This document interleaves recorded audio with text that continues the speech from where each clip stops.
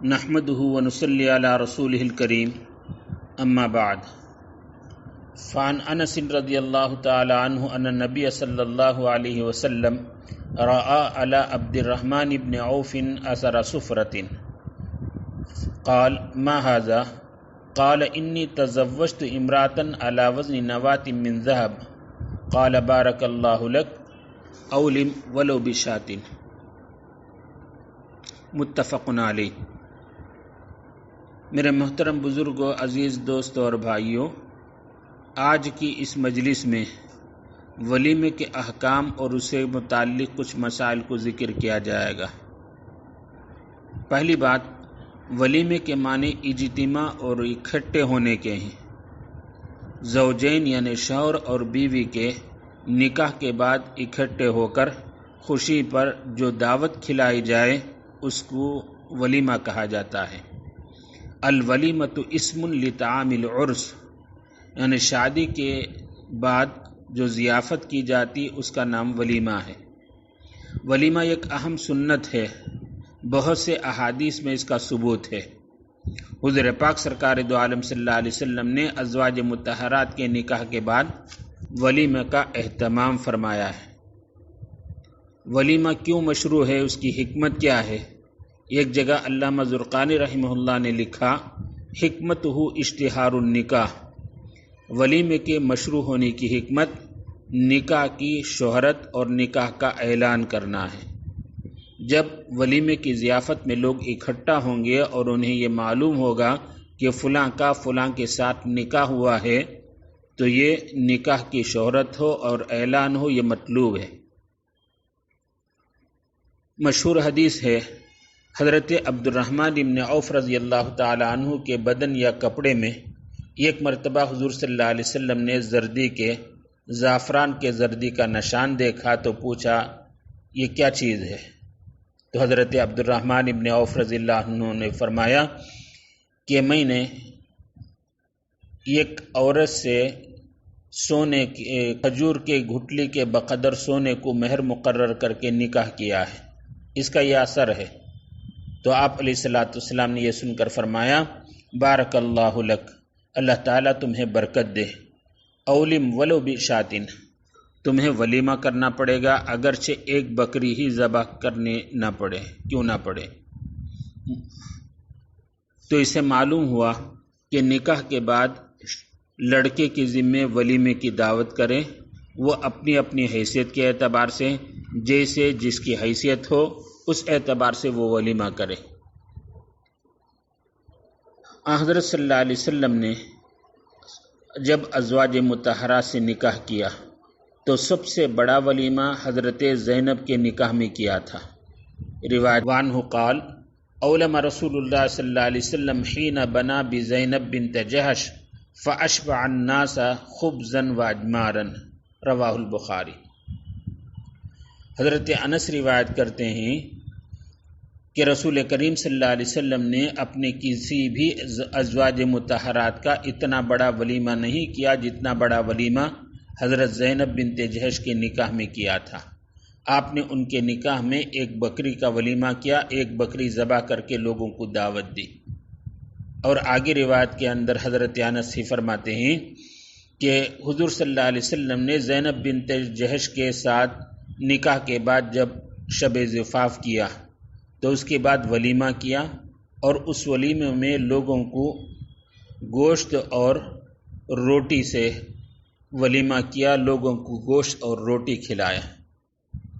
ایسی ایک اور روایت کے اندر ہے، حضرت صفیہ رضی اللہ تعالی عنہا سے جب حضور صلی اللہ علیہ وسلم نے نکاح کیا، اقام النبی صلی اللہ علیہ وسلم بین خیبر والمدینہ 3 لیال یبنى علیہ بصفیہ فدعوت المسلمین الی ولیمہ ما کان فیہا من خبز ولا لحم وما کان فیہا الا ان امر بالاقطاع فبسطت فالقی علیہا التمر والعقد والسمن، رواہ البخاری۔ حضرت انس فرماتے ہیں کہ حضور پاک سرکار دو عالم صلی اللہ علیہ وسلم نے خیبر اور مدینے کے درمیان 3 رات قیام کیا، اور حضرت صفیہ کے ساتھ نکاح کے بعد وہیں شب زفاف گزاری۔ اور خود حضرت انس کہتے ہیں میں نے مسلمانوں کو آپ کے دعوت ولیمہ پر بلایا، ولیمے میں نہ تو گوشت تھا اور نہ روٹی تھی، بلکہ آپ نے حکم فرمایا تو دسترخوان بچھایا گیا، اور جب دسترخوان بچھا دیا گیا تو اس پر کچھ کھجوریں اور گھی رکھ دی۔ اسی پر آپ علیہ الصلوۃ والسلام نے لوگوں کو ضیافت کی کھجور اور گھی پر۔ ایسے ہی حضرت ام سلمہ رضی اللہ تعالی عنہ کے ولیمہ کا ذکر موجود ہے۔ اولم النبی صلی اللہ علیہ وسلم علی بعض نسائہ بمدین من شعیر، رواہ البخاری، کہ حضور صلی اللہ علیہ وسلم نے حضرت ام سلمہ سے جب نکاح کے بعد ولیمہ کیا۔ روایت کے اندر اگرچہ نام کی صراحت موجود نہیں ہے، لیکن شراح نے یہاں حضرت ام سلمہ رضی اللہ تعالی عنہ ہی مراد لیا ہے کہ ان کے نکاح کے بعد جو ولیمہ ہوا بمدین من شعیر، 2 سیر جو کے ذریعے سے ولیمہ کیا ہے۔ یہ آپ علیہ الصلوۃ والسلام کے نکاح کے ولیمے کا ذکر ہے جن کے لیے کائنات بنائی گئی۔ آپ علیہ الصلوۃ والسلام کے ولیمے کا اتنا سادگی کے ساتھ انتظام ہوا ہے، پوری کائنات جس کے لیے اللہ تبارک و تعالی نے سوارا۔ بعد از خدا بزرگ تو یہ قصہ مختصر، تو آپ علیہ الصلوۃ والسلام نے نکاح کے اندر بہت بڑا انتظام، زیادہ مبالغہ اور زیادہ دعوت کا انتظام نہیں کیا، بلکہ جو کچھ مہیا ہوا اسی سے آپ علیہ الصلوۃ والسلام نے ولیمے کا انتظام کر دیا۔ مگر افسوس آج کل نکاح کے بعد ولیمے میں بہت سارے خرافات، رسومات اور فضولیات، اس کو ولیمے کا جزء لازم بنا دیا ہے لوگوں نے۔ اس کے بغیر ولیمے کو لوگ عیب سمجھتے ہیں۔ ولیمے کے اندر شادی محل کا جو انتظام کیا جاتا ہے تو وہ خود لاکھوں کی قیمت کا اس کا کرایہ ہوتا ہے، اور اس کے بعد کھانے کی قسمیں جو انواع اور اقسام کے کھانے ہوتے ہیں، یہ ایک بہت بڑی تعداد ہوتی ہے جس کے اندر بہت زیادہ اسراف ہے، اور اسی کو لوگ اپنے لیے فخر سمجھتے ہیں۔ بہت زیادہ ولیمے کا انتظام ہو، بہت سے اس کے اندر اخراجات ہوں۔ میرے دوستو، آپ علیہ الصلوۃ والسلام نے اس پر سخت ممانعت فرمائی۔ ایک حدیث میں ہے، حضرت ابو ہریرہ رضی اللہ تعالی عنہ روایت کرتے ہیں، قال رسول اللہ صلی اللہ علیہ وسلم المتباریان لا یجابان ولا یؤکل طعامہما، قال الامام احمد یعنی المتعارضین بالضیافہ فخرا وریان۔ حضرت ابو ہریرہ رضی اللہ تعالیٰ عنہ نے فرمایا کہ حضور صلی اللہ علیہ وسلم نے ان 2 شخصوں کے دعوت کو قبول کرنے سے منع کیا، اور نہ ہی وہاں کھانا کھایا جائے، کھانا کھانے سے بھی منع فرمایا جو اظہار فخر کے لیے کھانا کھلاتے ہوں، اور کھانا کھلانے میں ایک دوسرے کا مقابلہ کرتے ہوں۔ امام احمد نے یہاں متباریان کا ترجمہ کیا کہ اس سے مراد ایسے جو 2 شخص جو از راہ فخر اور ریا کے ایک دوسرے کے مقابلے اور ایک دوسرے کے ضد میں دعوت کرتے ہوں، فلاں نے اتنا انتظام کیا، میں اس سے بڑھ کر اور زیادہ اعلیٰ پیمانے پر انتظام کروں۔ تو یہ وہ فخر کی دعوتیں ہیں جس کو آپ علیہ الصلوۃ والسلام نے کھانے سے اور وہاں شرکت کرنے سے منع فرمایا ہے۔ حالانکہ ولیمے کی دعوت کو قبول کرنا یہ بھی مسنون ہے۔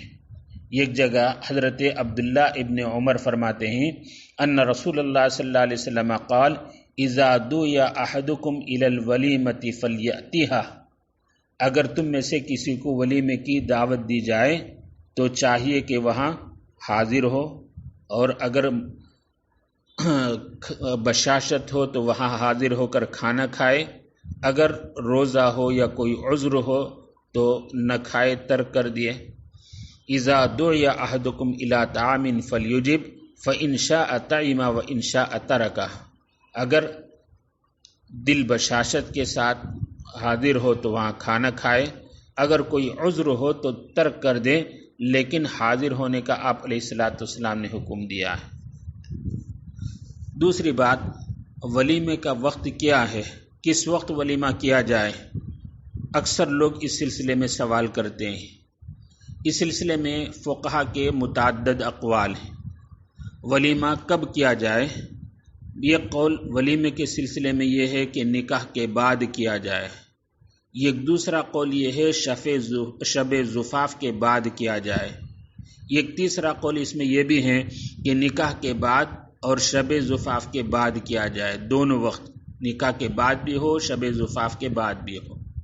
یہ قول اس سلسلے میں یہ بھی فقہا کا ملتا ہے کہ نکاح کے بعد سے ولیمے کا وقت شروع ہو کر شب زفاف کے بعد تک رہتا ہے۔ بہرحال جب یہ متعدد اقوال ہیں تو اس کے اندر توسع ہے، کوئی ایک وقت کے ساتھ اسے خاص کر دیا جائے، دوسرے وقت کے اندر منع ہو، ایسے نہیں ہے۔ عام طور پر آج کل کے زمانے میں ایک دن کا نکاح ولیمہ ہوتا ہے۔ صبح میں 10 بجے یا 10:30 بجے نکاح ہوا، اور اس کے بعد دلہا اور دلہن کو تھوڑی دیر کے لیے خلوت میں بھیج دیا گیا، پھر دوپہر میں 1 بجے 2 بجے ضیافت ہوتی ہے۔ تو اس طریقے سے اگر ضیافت کر لیں تو اس سے بھی ولیمے کی ضیافت اور ولیمے کی سنت ادا ہو جائے گی۔ لیکن ولیمے کے سنت کے اندر یہ بھی ہے کہ جہاں مالداروں کو بلایا جائے وہاں فقیر اور غربا کو بھی ولیمے کے کھانے کے اندر بلایا جائے، ان کو دھکا نہ دیا جائے۔ ایک حدیث میں ہے، حضرت ابو ہریرہ رضی اللہ تعالیٰ عنہ فرماتے ہیں، قال رسول اللہ صلی اللہ علیہ وسلم شر الطعام طعام الولیمہ یدعى لها الاغنیاء ویترک الفقراء۔ فرمایا آپ علیہ الصلوۃ والسلام نے، بدترین کھانا وہ ہے جہاں ولیمے میں صرف مالداروں کو بلایا جائے اور فقراء کو، غریبوں کو چھوڑ دیا جائے۔ ایسے کھانے کو آپ علیہ الصلوۃ والسلام نے بدترین کھانا قرار دیا ہے۔ لہذا ولیمے کی دعوت میں جہاں مالداروں کو بلایا جائے وہاں یہ بھی اہتمام ہو کہ غریب فقراء جو رشتہ دار میں ہیں یا دور دور کے، ان کو بھی بلانے کا اہتمام ہو۔ ولیمے کی دعوت کو آپ علیہ الصلوۃ والسلام نے قبول کرنے کا اور وہاں حاضر ہونے کا حکم تو دیا ہے، لیکن آج کل کے زمانے کے اعتبار سے، آج کل کے حالات کے اعتبار سے یہ دیکھا جائے کہ جہاں ولیمہ ہوتا ہے وہاں منکرات اور گناہ کی چیزیں تو نہ ہوں، جیسے ولیمے کی ضیافت کے ساتھ ساتھ ویڈیو، فوٹوگرافی، مردوں اور عورتوں کا اختلاط، یہ وہ خرافات اور گناہ کی چیزیں ہیں کہ ولیمے کی دعوت کو ایسی جگہ حاضر ہونا ضروری نہیں ہے، بلکہ نیک لوگ اور علماء اور صلحاء کو تو چاہیے کہ ویسی جگہ حاضر نہ ہو جہاں گناہ، ویڈیو گرافی وغیرہ ہوتا ہو۔ اور ایسے ہی اگر پہلے سے معلوم ہو کہ یہ جو ولیمے کا انتظام کر رہا ہے یہ سودی قرضہ لے کر، لون لے کر رہا ہو، تو ایسی دعوت کے اندر حاضر ہونے سے بھی اجتناب کیا جائے، عذر کر دیا جائے۔ بہرحال ولیمے کی دعوت کو قبول کرنا مسنون بھی ہے، لیکن ایسے منکرات اور فواحش سے وہ پاک ہوں، تو ویسے نیک لوگوں کا گھرانہ ہو اور دعوت کے اندر کسی قسم کے فحش اور منکرات نہ ہو، تو ایسے وقت میں ولیمے کی دعوت قبول کرنا مسنون بھی ہے، وہاں حاضر ہو اور ان کی دلجوئی بھی مطلوب ہے۔ یہ ولیمے سے متعلق بعض احکام و مسائل تھے۔ اللہ تبارک و تعالی ہمیں ان باتوں پر عمل کرنے کی توفیق سے نوازیں، ہر قسم کے منکرات کو، رسومات کو اور اسی طریقے سے فضولیات سے ہمارے محفلوں کو محفوظ رکھنے کی اور اس سے بچنے کی اللہ تعالی ہمیں توفیق ارزانی سے نوازے۔ آمین۔